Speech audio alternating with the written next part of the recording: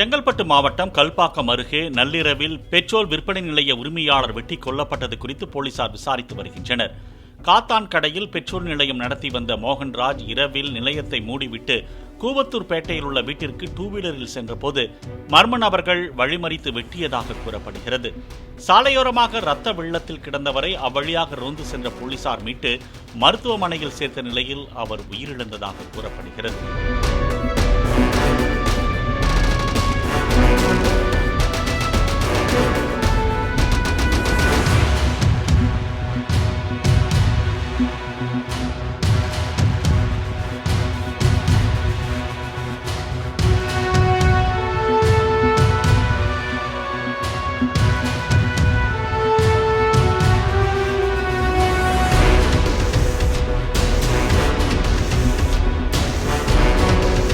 Play store மற்றும் app ஸ்டோரில் இருந்து பாலிமர் செயலியை QR கோடு மூலம் பதிவிறக்கம் செய்யுங்கள்.